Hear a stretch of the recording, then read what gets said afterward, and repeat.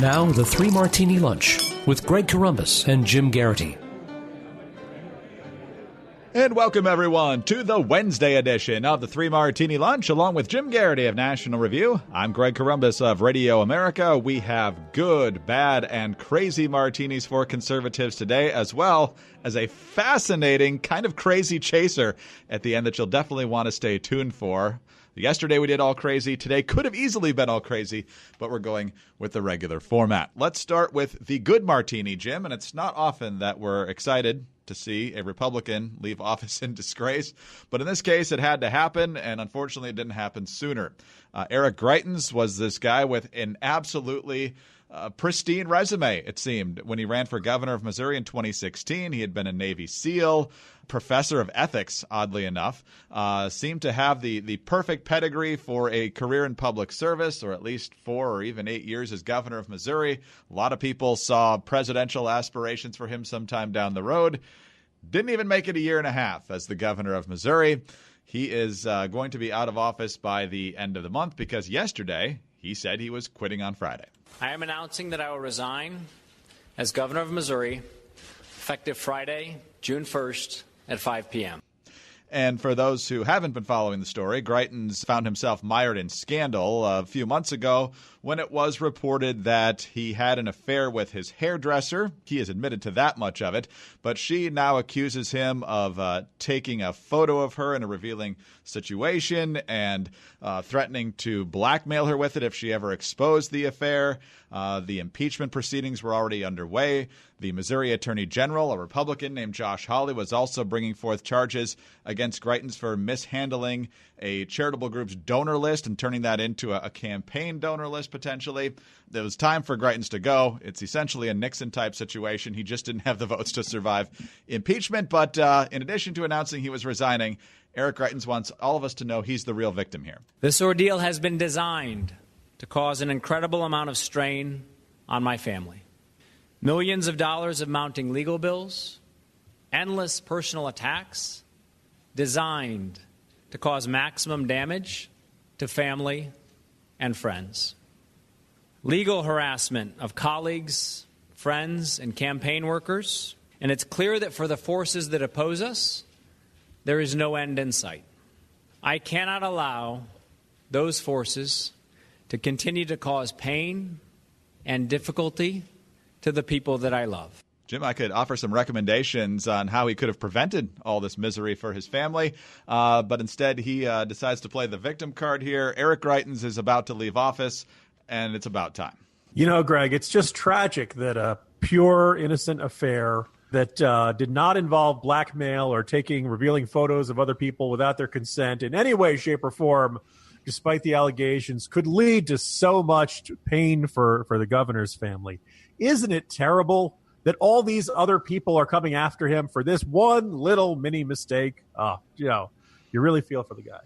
Look, don't let the door hit you on the way out. When you end up in a he said, she said situation against a figure who is, a politician who won by a fairly wide margin, a good number of people in the state of Missouri would be, kind of invested in his continued success.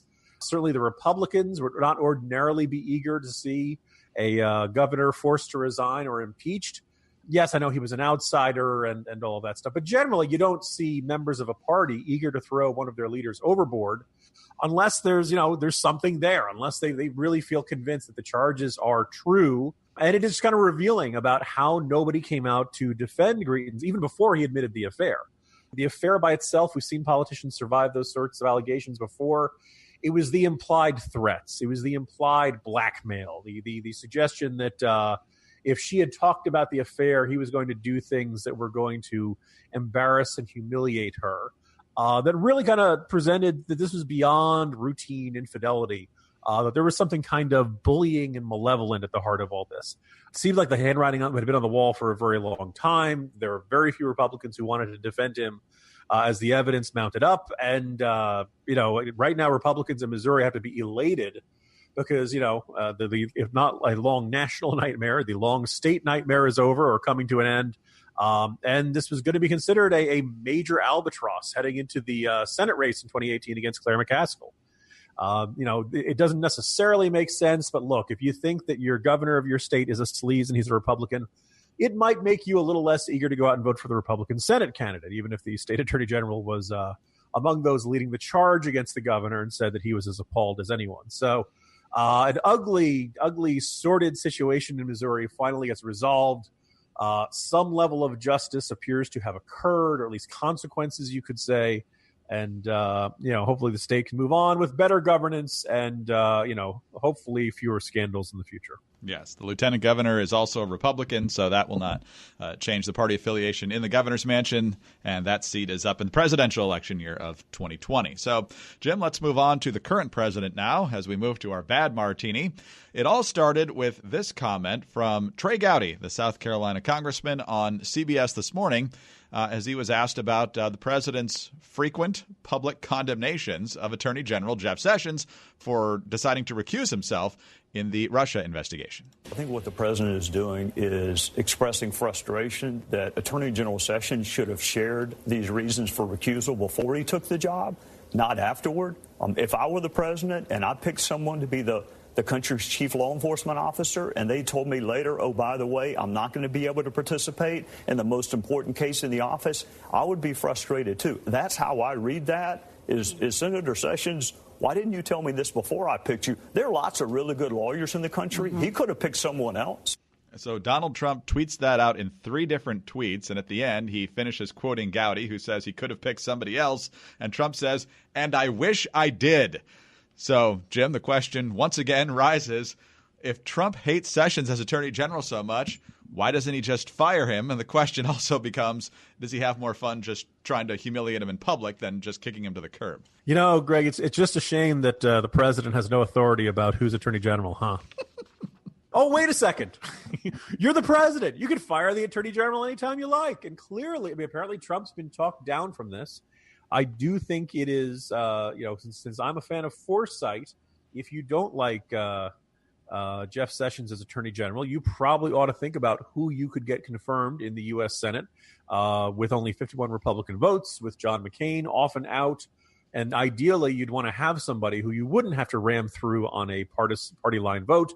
You'd want somebody who inspired faith and trust and good feelings, ideally on both sides of the aisle. At least some, Democrats would feel respect for. Who would Trump want? Obviously, Rudy Giuliani has stepped into a much higher profile role on the Trump legal defense team, and he's doing a bang-up job there, huh, Greg? But, I don't think that the Rudy Giuliani of today has the same reputation and bipartisan respect as, say, the Rudy Giuliani of 2001, 2002, around that time period. I don't think the president could nominate anybody who is seen as too much of an ally, but anyone who would be perceived as a yes man.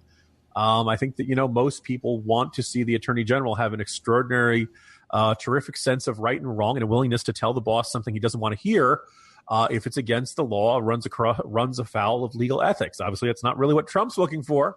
Now, you want to argue that Sessions shouldn't have recused himself? You can do that. You want to argue that that Sessions has been a disappointment? I think you can make that argument, too. I've had plenty of policy disagreements with the guy. But by and large, do you know water, get off the pot, man. I mean, just, if you really can't stand him, get rid of him and find somebody to replace him, or stop griping about him on Twitter. One or the other. Just, this is I would say it's a dysfunctional set of circumstances, although somehow Jeff Sessions has figured out a way to function under these sorts of things. This is not the first time Trump has taken to Twitter and seemed to have blamed all of his troubles of the entire Russia investigation on Sessions recusing himself. Now, once again, Trump does have the authority to fire Sessions. He could fire Rosenstein. He could, I don't know if he could fire Mueller directly, but he could simply keep firing deputy attorney generals until he got someone who agreed to fire Robert Mueller. I wouldn't like to see that pass, but, this is one of those moments where you see Trump constantly, acting like an observer to his own government. He's kind of this guy still commentating on Fox News and responding to things that happen in government.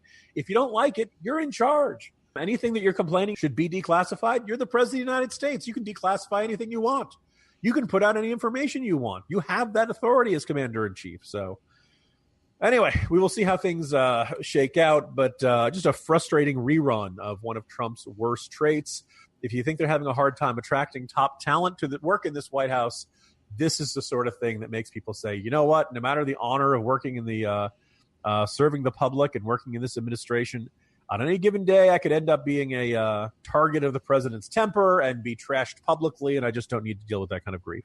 Now, we want to remind you that we have a fantastic, crazy good chaser, so don't leave before you get that at the end of this. But for the next Crazy Martini, we go to back to the president's Twitter feed in part. But, Jim, I don't know if you've seen – I know you pay attention to the media. Has the media paid much attention to this story about Roseanne and her tweet and getting her show canceled? I'm sure just about everyone – in the English-speaking world knows about this because the media has given them no choice. Politico, ABC canceled the relaunched Roseanne program on Tuesday amid an uproar over a racist tweet by Roseanne Barr, the show's lead actor, about Valerie Jarrett, a longtime advisor and close friend of former President Barack Obama's. ABC statement from Channing Dungey, the ABC Entertainment president. Roseanne's Twitter statement is abhorrent, repugnant, and inconsistent with our values, and we have decided to cancel her show. Over Twitter, the edgy star of the newly relaunched ABC sitcom sparked a firestorm by writing of Jarrett, quote, Muslim Brotherhood and Planet of the Apes had a baby equals VJ. Valerie Jarrett was born in Iran and is African-American, Politico reports. So, Jim, there's so many different crazy parts to this. One is that the media has gone wall-to-wall with this. In fact, Wolf Blitzer yesterday broke away briefly from the discussion of Roseanne about 5 hours after the announcement that the show was canceled to take the Greitens statement live that he was resigning, and then immediately came back to talk about Roseanne for more minutes on end, and they're still doing it this morning. On the conservative side, there are way too many people, because just about anybody is way too many in this case, are going out there and effectively defending Roseanne by wondering, well, why did she get the hook? Why is her show canceled? Joy Reid said all these terrible things on her blog a while back. She still has her job. Joy Behar ripped Mike Pence and Christian. She still has her job. It's such a double standard, and Republicans always refuse to fight. We need to fight every single time. And, Jim, it's just nonsense. I hope I'm coming through loud and clear today, Greg. I forgot to mention earlier that I'm recording this podcast under less than ideal circumstances. I was actually injured yesterday when everyone was rushing to change their positions that they'd previously had on the NFL protests. So I don't know if you were around in Washington, D.C., where everyone just rushing, these crowds moving very quickly from one side of the boat to the other, because all of a sudden now on the right, your employer does not have any right to take action against you if you've caused some sort of controversy for the institution as a whole because of the First Amendment and the right of free speech and the right that we are able to express our minds in this country and to speak our minds about what we think is wrong. And I'm usually on the Democratic side, we're saying, no, it's totally acceptable if your employer takes this sort of action. The actions you say in public reflect upon your employer, and if you become a liability, if you become an embarrassment, if you become a giant source of controversy, they have every right in the world to take whatever action they like, up to termination to deal with that issue. I saw people in neck braces because of the whiplash everyone was getting from changing their position so much. Look, we don't need to go down the long history of, I don't even know if the word controversial really sums it up well, of Roseanne Barr. I think probably what stands out is her photo shoot for a magazine back like 2009 or so, dressed up like Hitler and was making little Jewish cookies that she was putting into an oven. This is a woman who I think, you look at her Twitter feed, you look at her public statements over the years, she's been a 9/11 truther. She's believed in all kinds of wacky conspiracy theories. I don't think I'm being outrageous when I say something with Roseanne Barr is not well. And whatever else you think of her, I hope she finds, I don't know, whether it's therapy or just something that gives her some sort of level of inner peace, because, man, she's just, blurting out the first thing that comes out. That's one of the things that I marvel, though. Yes, her show did really, really well. Ratings slid a little bit over the course of the show. I think they did about 9 episodes. First audience was like 18 million, and obviously more folks watched it on demand, etc. Season finale got about 10 million. Again, still a lot for primetime network television in this day and age. But that's not really enough of a leverage for the Disney Corporation or ABC to say, let's keep this person when she runs out and says something really controversial. My point in the Morning Jolt today is that Roseanne Barr, this show began on thin ice for a bunch of reasons, but high among them, ABC and the Disney Corporation did not want to be perceived as the pro-Trump network. Now, we can argue about Disney and ESPN and the various programming choices and subtle messaging and whether they're all a bunch of big Democrat donors. That we can argue all that kind of stuff. But, fairly or not, the new Roseanne, reboot, whatever, sequel, however you want to characterize it, was perceived as pro-Trump television, in part because the actress and star and producer Roseanne said that her character, also named Roseanne, had voted for Trump, right? Now, again, people who watched the show, I only caught one or two bits, said that it wasn't as political as that opening episode kind of made it sound. In a lot of ways, it was just a very family sitcom. And if you like the show, God bless you. A lot of people said, it was kind of nice to see working class Americans in the Midwest not portrayed as a bunch of oafs or hicks or backward, that they were, good folks just doing the best they can in hard circumstances. Unfortunately, if you're running around comparing the former president of the United States' best friend to an ape, there are going to be consequences. You really shouldn't be so shocked that something like that is going to get a giant backlash and a giant negative reaction. So you kind of have this feeling that if she hadn't tweeted that yesterday, at some point Roseanne Barr was going to tweet something else, which is why it's baffling that so many folks on the right seem to embrace her when the show began as some sort of de facto conservative spokeswoman, when in fact she was just kind of, I kind of argue, a controversy magnet. When everybody else was zigging, she would zag. And right now, being pro-Trump is one of the most controversial things you could do. Except what she did on her Twitter feed wasn't just being pro-Trump. She was saying very nasty, and many would argue racist things about Valerie Jarrett. And the other thing I'm kind of baffled by, Greg, has Valerie Jarrett been doing anything lately? Yeah, I'm not sure what caused that in the first place. Right? I mean, this is kind of like a really epic slam on Al Gore these days. Right? I mean, he's still around, but this what brought that on? So anyway, ugly chapter, and I think it was just kind of fascinating. It was just the rapid speed with which, God, it was right around spring break or so that the show debuted and had the huge ratings, and it was this huge thing. Like I said, I don't think they did like 9 or 10 episodes in this initial kind of short half season. And now it's over. So my guess is you probably can get the whole set on DVD at a discount, Greg. No, probably so. Yeah, so now she's been feuding on Twitter a little bit with her former co-stars. She's blamed it on Ambien.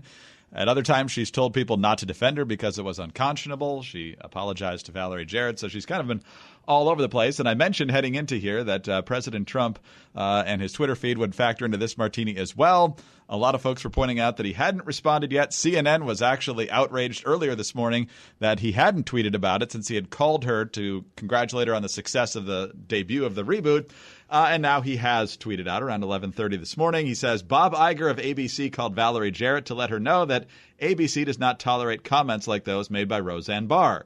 Gee, he never called President Donald J. Trump to apologize for the horrible statements made and said about me on ABC. Maybe I just didn't get the call. So in addition to referring to himself in the third person, Jim, what do you make of the president's response here? Bob Dole wouldn't like that. Bob Dole knows it when it's a bad sign when you start calling yourself in the third person. Look, by many people are observing, Trump's making it about himself. Who saw that coming? I will make one mild observation here. And I don't want this to be seen as defending Roseanne. I think what she said is indefensible. Like I said, I'm not a fan. But look, what she said about Valerie Jarrett was really nasty. I assume meant to mock the appearance of Valerie Jarrett. Now, what you think of Valerie Jarrett's appearance is up to you. I don't think there's anything all that unusual looking about her. But if that's the new standard, I mean, folks have pointed out that, folks like HBO's Bill Maher have used the C word to describe Sarah Palin, and there's been no real consequence from HBO or anybody up on high. So I think a lot of people would like to see a more uniform standard of decorum and what kind of language is acceptable, et cetera. I mean, we've heard a lot of Cheeto Jesus, look at how orange Trump is type jokes. Is it okay to make fun of somebody's appearance or not? Because I seem to remember, what was a good example? There was the big, This Town, the nonfiction book about Washington came out a year or two ago, and it opens with this mockery of Haley Barbour, the former governor of Mississippi and RNC. And everybody said, oh, my goodness, this is the most scathing tape down. Yes, Haley Barbour's fat. All right, we get it. We have a very on-again, off-again perspective on whether it's okay to make fun of people's appearances in our culture. And I do think, look, I'm not going to, there are a lot of stronger arguments Trump could make right there, but I do think there is kind of interesting how sporadically that social rule gets enforced depending on who's the target of that kind of mockery of appearances. That's true. And the name, as soon as you mentioned that, the name that came to my head was Catherine Harris. Remember the old Secretary of State from Florida? Yes. Are we okay with making fun of people's appearances or not? I'm okay with either standard. I just want to pick one that gets applied, I would say, both sides or to everybody, really. Considering my appearance, I'd prefer if we didn't make fun of people's appearances. All right. Well, we promised you a great chaser, and here it is. This is from the AP. Some of you may have heard the first part of this story yesterday. Russian journalist Arkady Babchenko, who had been reported shot and killed in the Ukrainian capital Tuesday, has shown up at a news conference very much alive. Vasily Gritsak, head of the Ukrainian security service, told a news conference on Wednesday the agency faked Babchenko's death to catch those who were trying to kill him. Kiev and national police had said Babchenko, a strong critic of the Kremlin, was shot multiple times in the back at his apartment building and found bleeding by his wife.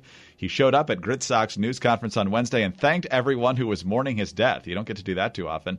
Babchenko, 41, one of Russia's best-known war reporters, spoke and wrote about leaving the country because of repeated threats that he and his family would be harmed. The even more recent version of the story says the head of the Ukrainian security services says investigators have identified a Ukrainian citizen who was allegedly paid $40,000 by the Russian security service to organize and carry out the killing. So, Jim, this is something out of the movies. Maybe it's a Bobby Ewing situation, but either way, pretty fascinating stuff. As soon as I saw the headline, Greg, there were only a couple of options. One is that, wow, he pulled a Tom Sawyer, faked his own death just to see who shows up at his funeral. The other strong possibility there, Greg, was zombies. Oh my God, he's alive! Kill him! Shoot for the head! Yeah, so Vladimir Putin, you just got pranked. Gotcha. Oh man, if they could see your face right now. Hats off to the Ukrainian intelligence services and this guy, who apparently, oh by the way, like didn't tell his wife. You think that's gonna be an awkward conversation later on? Like she's probably like really, really happy that he's alive and or strongly contemplating finishing the job for Putin for putting her through that. I think, on the one hand, this is a bit of Ukraine getting to pull a fast one on Russia, getting to expose a bit of the Russian intelligence apparatus in their own country and their dirty deeds. It's kind of stunning. Now, obviously, the question now is, Greg, how much longer do you think this guy's going to be around? Yeah, not too much longer. If you're the one that got away from Vladimir Putin, man, I hope you're changing your face, changing your name, going underground. I mean, this, on the one hand, this is super awesome. On the other hand, you have to figure he just became target number one of the entire Russian intelligence apparatus, and the idea that nobody humiliates the FSB and lives. So on the one hand, this is terrific. I salute this guy. It's stylish. Just jaw dropping to watch that press conference. And at the end, Greg, he did say he was kind of disappointed with the obituaries. He felt like they could have gone longer, a little more into depth. They forgot some of his great accomplishments, but. Now, here's the other thing is, you think they're going to hold the next obituary next time he's reported killed? Are you sure? Got to see the body. Come on, let's check it out. He should be hiding from Putin. I wonder if Travolta or Nick Cage are around for the real-life face-off. That's right. Check the blood test. Are you sure it's really him? So, because that's totally plausible. They'll even switch voices somehow. Jim, have a great day, and we'll talk to you tomorrow. See you tomorrow, Greg. Jim Garrity of National Review. I'm Greg Corombos of Radio America. Thanks for being with us today, and be sure to tune in again tomorrow for the next edition of the 3 Martini Lunch.